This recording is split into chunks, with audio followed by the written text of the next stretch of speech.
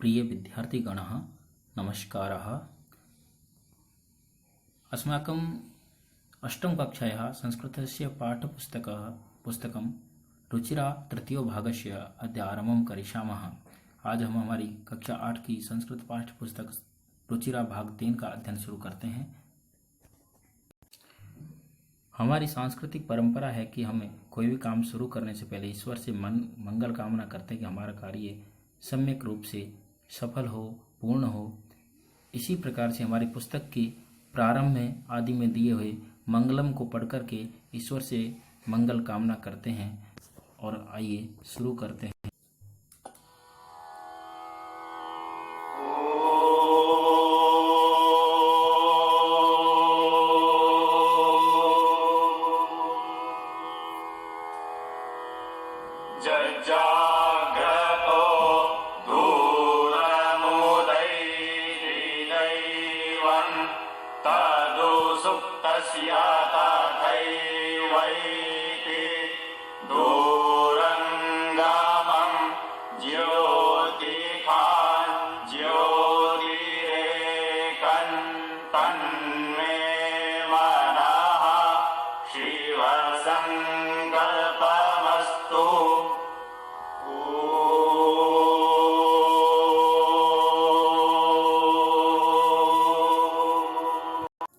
अब हमें इसे वेद मंत्र का पदच्छेद देखेंगे।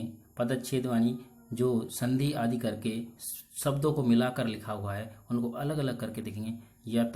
यत जाग्रतः दूरम उदैति देवम तत उ सुप्तस्य तथा एव एति दूरम गमम ज्योतिषां ज्योतिः एकम तत मे मनः शिव संकल्पम अस्तु।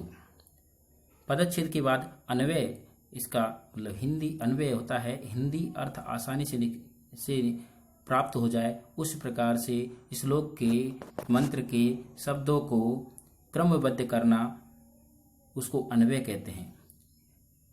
तो देखते हैं अन्वय। यत जाग्रतः दूरम उदैति तदुदेवं सुप्तस्य तथैव एति दूरम गमं ज्योतिषां एकम ज्योतिः तदमे मनः शिव संकल्पम अस्तु। अब हमें इस वेद मंत्र का भावार्थ देखेंगे। मनुष्यस्य मनः जागरण अवस्थायां दूरम दूरम गच्छति, सुप्त अवस्थायां अपि दूरम गत्वा प्रत्यागच्छति। तादृशं दूरम गमनशीलं प्रकाशानां च केन्द्रम् अस्माकं मनः शुभ संकल्पैः युक्तम भवतु। अर्थात मनुष्य का मन जागरण अवस्था में दूर दूर तक जाता है, सुप्त अवस्था में भी दूर तक जाकर के प्रत्यागच्छते लौट आता है। तादृशी दूरम गमनशील, इस प्रकार के दूर तक जाने वाले प्रकाशों के केंद्र हमारा मन, प्रकाशों का केंद्र हमारा मन अच्छे विचारों से युक्त हो। अब हम दूसरा वेद मंत्र देखते हैं और सुनते हैं।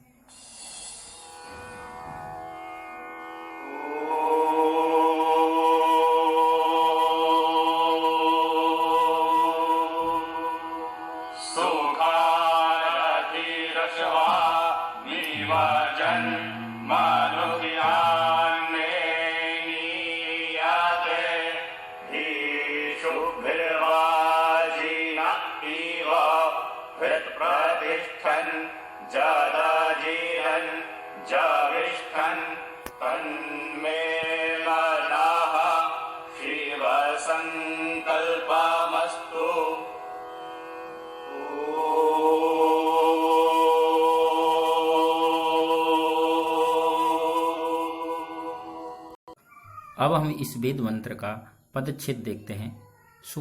सुसारथी अश्वान इव यतः मनुष्यान निनीयते अभिशुभि वाजिनः इव हत प्रतिष्ठिम यतः अचिरम जविष्ठम ततो मे मनः शिव संकल्पम अस्तु। पदच्छेद के बाद इसका अन्वय देखते हैं। यतः मनः सुसारथी इव अश्वान चालयति यत मनः अभिशुभिः वार्जिन इव मनुष्यान् नेनीयते यतः हत प्रतिष्ठिम अजिरम जविष्टम च अस्ति तत् मे मन शिव संकल्पम अस्तु। अब इस वेद मंत्र का भावार्थ देखते हैं। यथा चतुर सारथी अश्वान यथेच्छम चालयति तथैव अस्माकं मनः अस्मान् बलपूर्वकम् अत्र तत्र नयति सदैव अस्माकं हृदये स्थितं तद अमरम् अतिशय गतिशीलं च अस्माकं मनः शुभ संकल्पैः युक्तं भवेत्। अर्थात यथावन जिस प्रकार से मनुष्य का चतुर सारथी होता है रथ को चलाने वाला, यथावन जिस प्रकार से चतुर वन चालाक सारथी वनी रथ चलाने वाला घोड़ों को इच्छा अनुसार चलाता है, जिस प्रकार चालाक सारथी घोड़ों को इच्छा अनुसार चलाता है, वैसे ही हमारे मन को हमारा मन हमको बलपूर्वक यहाँ वहाँ ले जाता है। जिस प्रकार चालाक सारथी रथ के घोड़ों को अपनी इच्छा से चलाता है, वैसे ही ये हमारा मन हमको बलपूर्वक यहाँ वहाँ अत्र तत्र यहाँ वहाँ ले जाता है। सदैव अस्माकं हृदये स्थित तद अमरम अतिशय गतिशीलम च अस्माकं मनः शुभ संकल्पैः युक्तं भवेत्।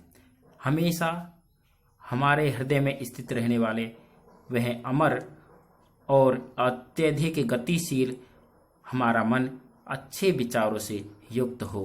इस प्रकार इसका अर्थ है। प्रिय छात्रा नमस्कारः। अष्टम कक्षायां भवतां हार्दिक स्वागतम्। अद्य वयम् अस्माकं संस्कृतस्य पाठ्यपुस्तकं रुचिराव तृतीयो भागस्य अध्ययनम् आरम्भं करिष्यामः। अस्य अन्तर्गते प्रथम पाठं सुभाषितानि इति पाठस्य अध्ययनम् अद्य करिष्यामः। प्रथम पाठः सुभाषितानि शब्द सु जमा भाषितानि, इन दो शब्दों के संयोग से बना है। सु का अर्थ है सुंदराणी मधुराणी हितकराणी और भाषितानि वचनानि कथनानि यानी वचन कथन सुंदर कथन। सुभाषितानि यानी सुंदराणी मधुराणी हितकाराणी वचनानि सुंदर कथन। सुभाषित अकारांत नपुंसकलिंग प्रथमा विभक्ति एक वचन का रूप है। सुभाषितम शब्द अकारांत नपुंसकलिंग प्रथमा विभक्ति एक वचन का रूप है, जैसे फलम। इसी प्रकार से बहुवचन रूप सुभाषितानि, जैसे फलम फले फलानि, वैसे ही सुभाषितम सुभाषिते सुभाषितानि भवन्ति। श्लोक रूपेण सुंदराणी वचनानि सूक्ति मंजरी नीति शतक मनुस्मृति शिशुपाल वध पंचतंत्र आदि ग्रंथेभ्यः संगृहीतानि एतानि सुंदराणी मधुराणी च सुभाषितानि अस्माकं व्यक्तित्व विकासाय प्रोत्साहनाय च अमृत वचनानि सन्ति। अर्थात श्लोक के रूप में इन सुंदर वचनों को सुक्ति मंजरी नीति शतक मनुस्मृति और शिशुपाल वध पंचतंत्र आदि ग्रंथों से संग्रहित किया गया है। ये सुंदर और मधुर सुभाषित श्लोक हमारे व्यक्तित्व के विकास के लिए और प्रोत्साहन के लिए अमृत वचन है। और अब हम हमारे प्रथम पाठ के प्रथम श्लोक या प्रथम सुभाषित की तरफ चलते हैं और उसका उच्चारण देखते हैं।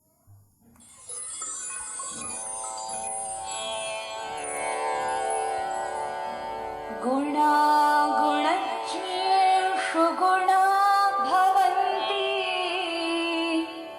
ते निर्गुणं प्राप्य भवन्ति दोषाः सुस्वादुतो याः प्रभवन्ति नद्यः समुद्रमासाद्य भवन्त्यपेयाः। अब इसके उच्चारण के बाद इसका अर्थ देखते हैं। गुणाः गुणज्ञेषु गुणा भवन्ति। गुणाः यानी गुणज्ञेषु यानी गुणी लोगों के पास रहने पर गुणा भवन्ति गुणी ही रहते हैं, वो अवगुण नहीं बनते हैं। गुण अच्छी बातें अच्छे कार्य अच्छी ज्ञान गुणज्ञेषु यानी विद्वानों के पास, अच्छे लोगों के पास रहने से गुण ही रहते हैं। ते निर्गुणम प्राप्य भवंती दोषा, ते वानी वे गुण निर्गुणम वानी गुणहीन व्यक्ति को प्राप्य वानी प्राप्त करके दोषा भवंती वानी हो जाते हैं, दोषा वानी दोष बुराई का रूप धारण कर लेते हैं। मतलब अच्छी बातें अच्छे लोगों के पास रहने पर ही वो अच्छी बनी रहती है, परंतु यदि बुरे लोगों के पास अच्छा ज्ञान प्राप्त पहुंच जाए तो वो बुराई का रूप धारण कर लेते हैं। जैसे एक उदाहरण के द्वारा बताया है, सुस्वादु तोयाहा, सु वानी अच्छे, स्वादु वानी स्वाद वाला, तोयाहा वानी जल, अच्छे स्वादिष्ट मतलब मीठा जल, अच्छे स्वाद वाला जल, प्रभवंती वानी बहता है, नद्य वानी नदियों में अच्छे स्वादिष्ट जल, नदियों में अच्छा स्वादिष्ट जल बहता है।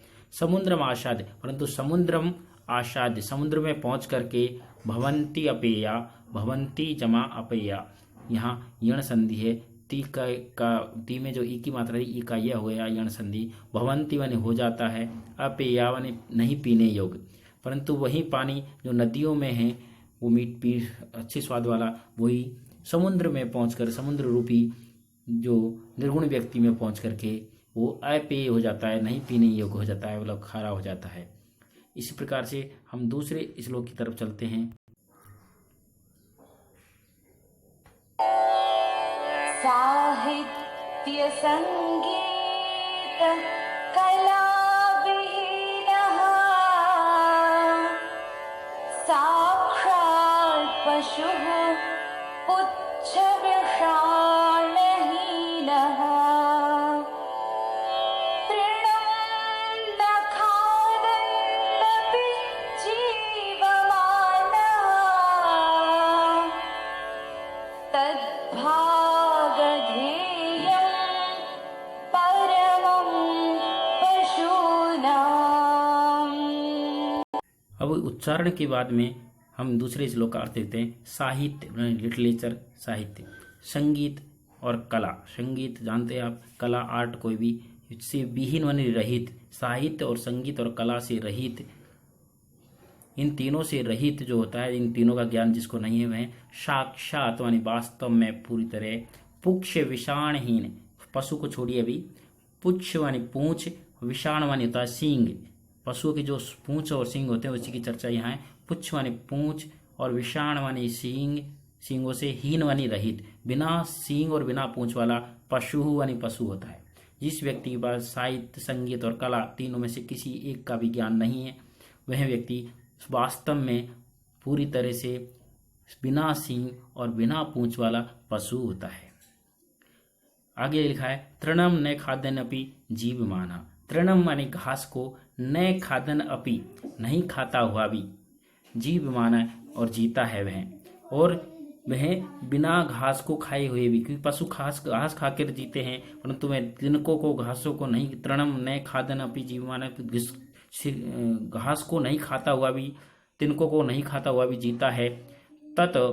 तदवन यह वह जो यह कार्य है कि बिना घास खाए हुए जी रहा है, वह भाग्यधेयम परमम, परमम मन श्रेष्ठ, भाग्यधेय मन अच्छी भाग्य की बात है, किसके लिए, पशुनाम मन पशु के लिए, ये पशु के लिए अच्छे श्रेष्ठ भाग्य की, अच्छे सौभाग्य की बात है कि वह बिना घास खाए जीवित रहता है। यदि वह जीवित वो घास खाने लग जाए तो फिर पशु के लिए, बेचारों के लिए घास नहीं मिलेगा। ये बड़े उनके लिए, पशुओं के लिए सौभाग्य की बात है। अब हम दूसरे श्लोक के अर्थ के बाद तीसरे श्लोक की ओर चलते हैं और उसका उच्चारण देखते हैं।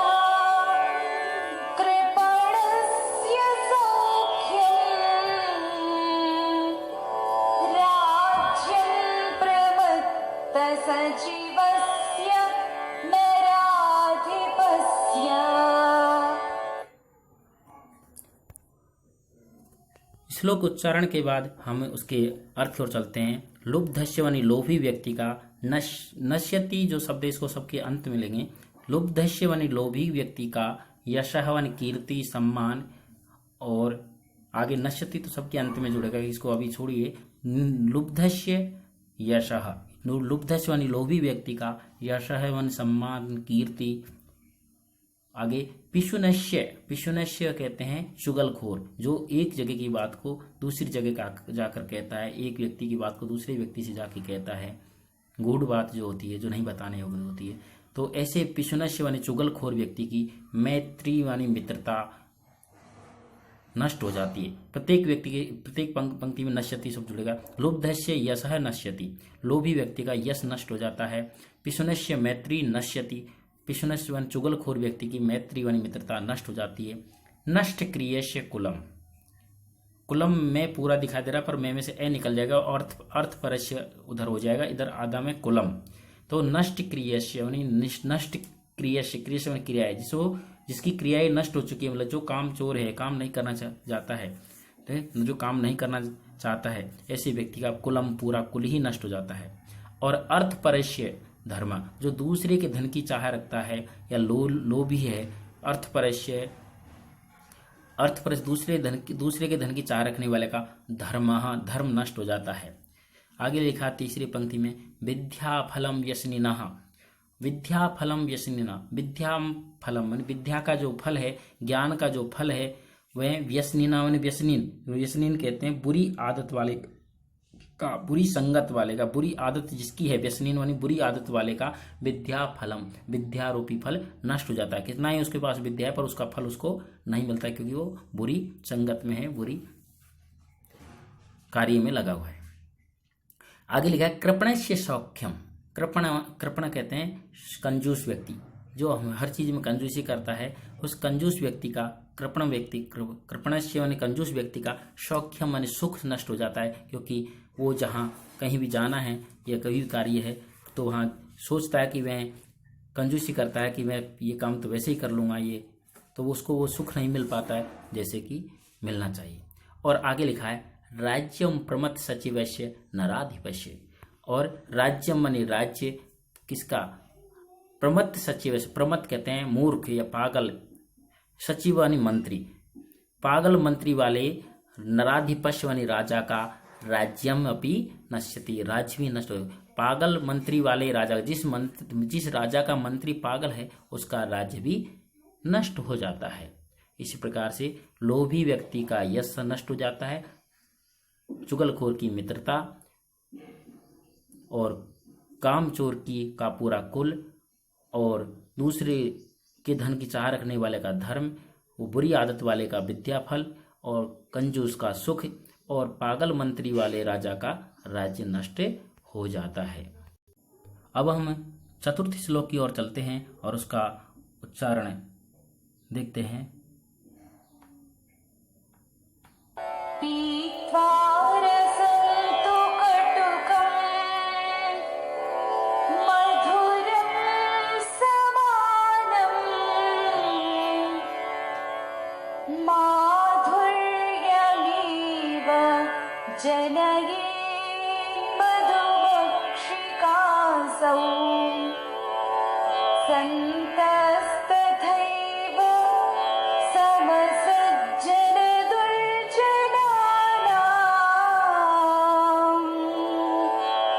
श्रुत्वा वचः मधुरसूक्तरसं सृजन्ति। अब हम चतुर्थ श्लोक के अर्थ, श्लोक उच्चारण के बाद में उसका अर्थ देखते हैं कि पीत्वा रसम तु कटुकम मधुरम समान, पीत्वा ने पीकर के, रसम मन रस को, तु वन तो, कटुकम मन कड़वे को, और मधुरम मन मधुर को, कटुका मन कड़वे और मधुरम मन मीठे को, समान मन समान रूप से।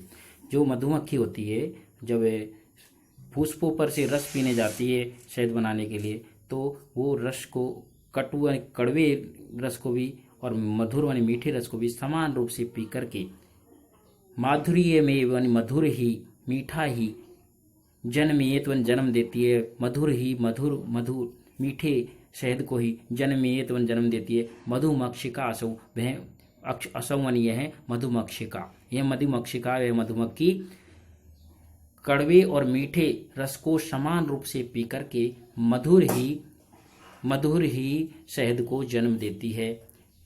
उसके आगे लिखा है तो दोनों लाइनों का अर्थ समझ में आ गया। आगे लिखा है दोनों अगली दो लाइनों में संतस तथैव, ये एक उदाहरण दिया है इसका। संतः यानी सज्जन लोग, तथैव यानी वैसे ही, मधुमक्षिका की तरह ही, मधुमक्खी की तरह ही, संत लोग सज्जन लोग मधुमक्खी की तरह ही, सम सज्जन दुर्जनानाम, सम माने समान रूप से, सज्जन दुर्जनानाम, सज्जन माने अच्छे लोगों, दुर्जन माने बुरे लोगों को समान रूप से, श्रुत्वा बचह, उनकी बातों, बचह माने बातों को, श्रुत्वा माने सुन करके।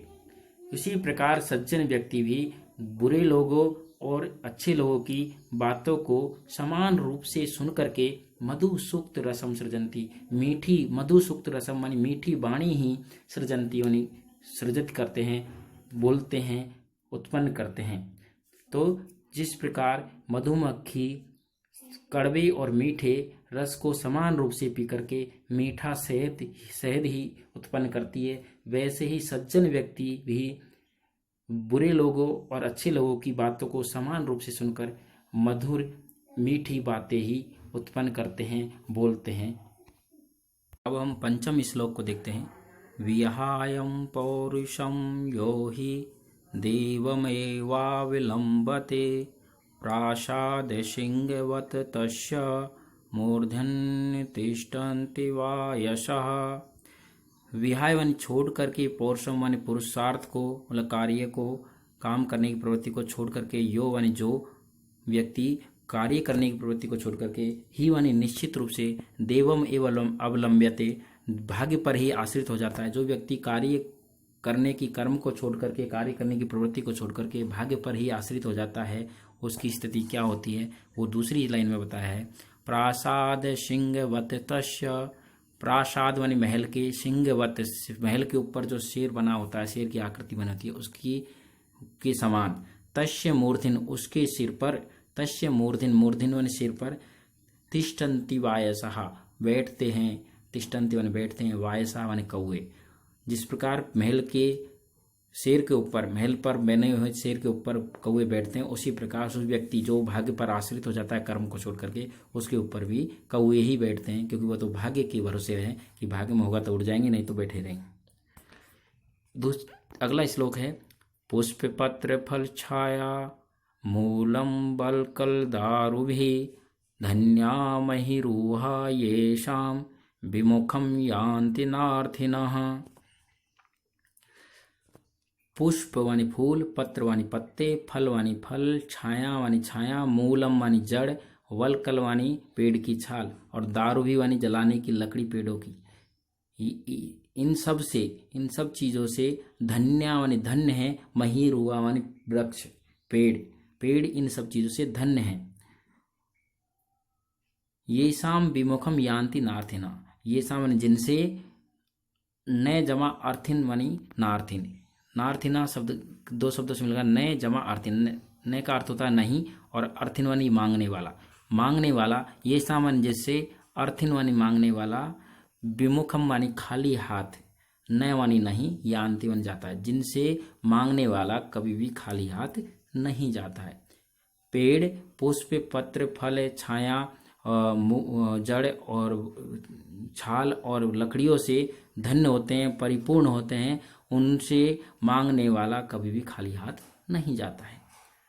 अंतिम श्लोक इसका 7वां, चिंतनीया ही विपदाम आदावेव प्रतिक्रिया न कोपि खननम युक्तम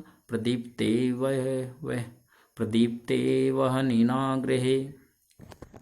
यहाँ इसी का अर्थ है कि चिंतनीय माने सोच लेना चाहिए, ही माने निश्चित रूप से, विपदाम माने विपत्ति के, आदावेव आने से पहले ही, आदावेव आने से पहले ही, प्रतिक्रिया क्या प्रतिक्रिया करनी है, उसका उपचार सोचने, प्रतिक्रिया उपचार, कोई भी विपत्ति आती है उससे पहले उसका को दूर करने का उपचार सोच लेना चाहिए, उसका उपाय सोच लेना चाहिए।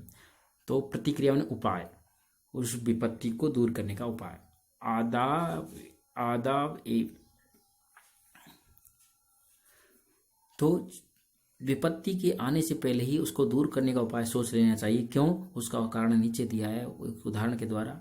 न कूप खननम युक्तम प्रदीप्ते वह निनाग्रहे, गृहे वानी घर में, वहनिना वानी आग, प्रदीप्ते वन जल जाने पर। पीछे से देखिए अर्थ का, गृहे वहनिना प्रदीप्ते, घर में आग जल जाने पर, घर में आग लग जाने पर। नय वानी नहीं, कूप खननम, कुआ खोदना, युक्तम वानी ठीक है। उस समय कुआ खोदना ठीक नहीं है कि कुआ खोद के जल निकाल के आग को बुझाए, क्योंकि तब तक कुआ खोदेंगे तब तक आग पूरा घर जल जाएगा। इसलिए कोई भी विपत्ति आने से पहले उसका को दूर करने का उपाय सोच लेना चाहिए। इसी के साथ यह पाठ हमारा समाप्त होता है। इसके सभी 7 श्लोकों के अर्थ आपको अपनी उत्तर पुस्तिका में लिखना है। इसके साथ ही ये जो पाठ्य पुस्तक के अंत में अपनी उत्तर पुस्तिका में लिखना है। इसी के साथ ये पाठ समाप्त होता है। धन्यवाद। यदि किसी को कोई भी तरह का संदेह है, समझ में नहीं आया कुछ, तो आप मुझसे संपर्क कर सकते हैं। धन्यवाद।